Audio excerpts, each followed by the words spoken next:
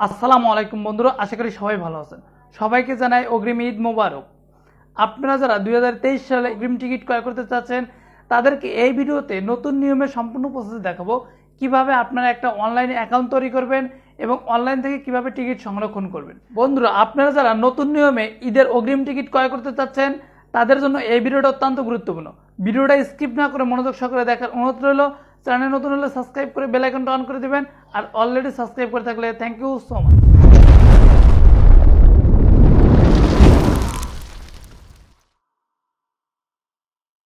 চলুন দেখে নেওয়া যাক মোবাইলের স্ক্রিনে আসার পরে আপনার ফোন থেকে চলে যাবেন গুগল ক্রোম বাজারে। গুগল ক্রোম বাজারে এসে সার্চ বারে লিখবেন eticket.railway.gov.bd। ওয়েবসাইটের লিঙ্কটা আমি ভিডিওর ডিসক্রিপশন বক্সে দিয়ে দেবো। সার্চ করার সাথে সাথে আমাদের সামনে এরকম একটা ইন্টারফেস চলে আসবে। প্রথমে যে ওয়েবসাইটটা দেখতে পাচ্ছেন এই ওয়েবসাইটের উপর ক্লিক করে দিন। বন্ধুরা, আপনি যদি আগে কোনো অ্যাকাউন্ট তৈরি করে না থাকেন তাহলে ডান পাশে থ্রি ডটের উপর ক্লিক করে দিন। এবার রেজিস্ট্রেশন অপশনের উপর ক্লিক করে দিন। রেজিস্ট্রেশনের উপর ক্লিক করার সাথে সাথে আমাদের সামনে এরকম একটা ইন্টারফেস চলে আসবে। নিচের দিকে দেখতে পাচ্ছেন প্লিজ ভেরিফাই ইওর এনআইডি লেখা আছে, অর্থাৎ আপনার এনআইডি নাম্বারটা এখানে ভেরিফাই করতে হবে। ওকে, উপরের ঘরে দেখতে পাচ্ছেন ফোন নাম্বারের অপশন। আপনারা যে ফোন নাম্বার দিয়ে অ্যাকাউন্ট ক্রিয়েট করতে চাচ্ছেন সেই ফোন নাম্বারটা উপরের ঘরে বসিয়ে দেবেন। ওকে, আমি একটা ফোন নাম্বার বসিয়ে দিচ্ছি। নিচের দিকে দেখতে পাচ্ছেন ইন্টার এনআইডি নাম্বার, অর্থাৎ আপনি যে এনআইডি কার্ড দিয়ে একটা অ্যাকাউন্ট তৈরি করতে চাচ্ছেন সেই এনআইডি নাম্বারটা এখানে বসাতে হবে। আমি আমার এনআইডি নাম্বারটা বসিয়ে দিচ্ছি। এবার নিচের দিকে দেখতে পাচ্ছেন সিলেক্ট ডেট অফ বার্থ, অর্থাৎ আপনার এনআইডি কার্ডের যে জন্ম তারিখটা আছে সেটা এখানে বসাতে হবে। ওকে, আমি আমার জন্ম তারিখটা এখানে বসিয়ে দিচ্ছি। এই ফর্মটা ফিল আপ করার পর ভেরিফাইয়ের উপর ক্লিক করে দিন। ভেরিফাইয়ের উপর ক্লিক করার সাথে সাথে আমাদের সামনে এরকম নতুন একটা ইন্টারফেস চলে আসবে, অর্থাৎ উপরের দিকে দেখতে পাচ্ছেন ফুল নেম। তারা কিন্তু আমাদের এনআইডি কার্ডটা ভেরিফাই করছে, নামটা তারা সিলেক্ট করে দেবে। নিচের দিকে দেখতে পাচ্ছেন মোবাইল নাম্বার। আমরা প্রথমে যে মোবাইল নাম্বারটা ব্যবহার করেছি সেটাই কিন্তু এখানে দেখতে পাচ্ছেন।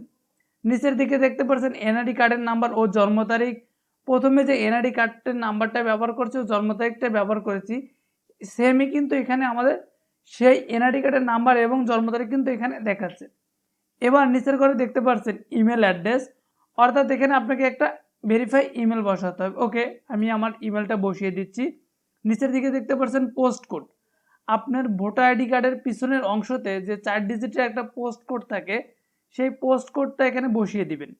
এবার নিচের দিকে দেখতে পাচ্ছেন অ্যাড্রেস বার অপশন। আপনার ভোটার আইডি কার্ডের পিছনের অংশতে যে অ্যাড্রেসটা লেখা থাকে সেই অ্যাড্রেসটা হুবহু কপি করে আপনারা এখানে বসিয়ে দিবেন। বন্ধুরা, নিচের দিকে দেখতে পাচ্ছেন ইন্টার পাসওয়ার্ড। এখানে মিনিমাম 8 ডিজিটের একটা পাসওয়ার্ড ব্যবহার করতে হবে। এমন একটা পাসওয়ার্ড ব্যবহার করতে হবে যে পাসওয়ার্ডটা আপনার স্ট্রং হয়, অন্য কেউ জানে এই পাসওয়ার্ডটা হ্যাক করতে বা ব্যবহার করতে না পারে। নিচের দিকে দেখতে পাচ্ছেন কনফার্ম পাসওয়ার্ড। উপরের ঘরে যে পাসওয়ার্ডটা ব্যবহার করেছেন নিচের ঘরে আপনি সেম পাসওয়ার্ডটাই ব্যবহার করবেন। দেন এবার কমপ্লিট রেজিস্ট্রেশন অপশনটার উপর ক্লিক করে দিন। কমপ্লিট রেজিস্ট্রেশন উপর ক্লিক করার সাথে সাথে আমাদের সামনে এরকম একটা ইন্টারফেস চলে আসবে। এখানে আপনি যে ফোন নাম্বারটা ব্যবহার করেছেন সেই ফোন নাম্বারে একটা 6 ডিজিটের ভেরিফিকেশন কোড চলে যাবে। ওকে, আমার ফোনে অলরেডি একটা ভেরিফিকেশন কোড চলে এসেছে, আমি এখানে বসিয়ে দিচ্ছি।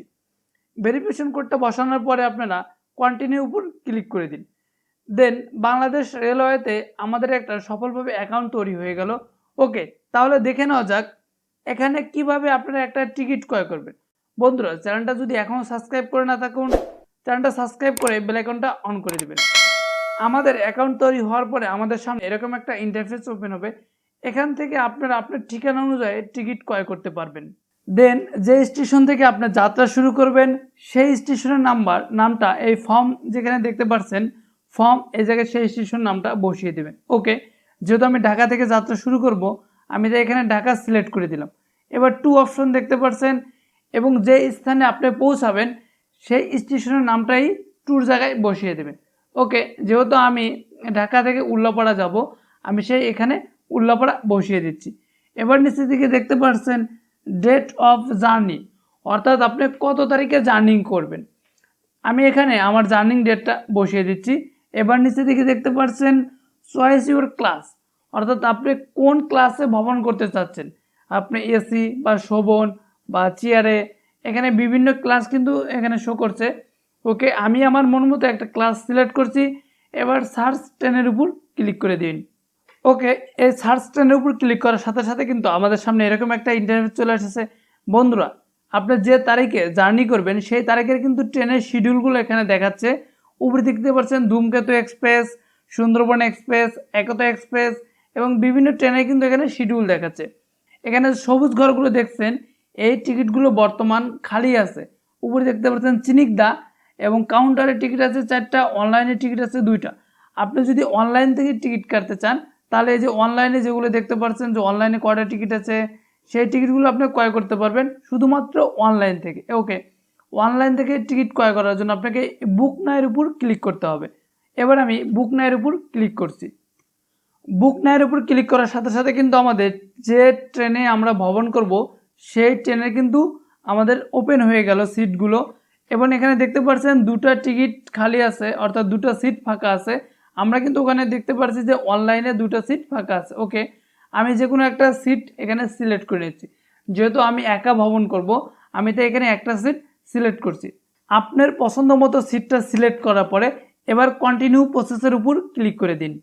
কন্টিনিউ প্রসেসের উপর ক্লিক করার সাথে সাথে আমাদের সামনে এরকম একটা ইন্টারফেস চলে আসবে।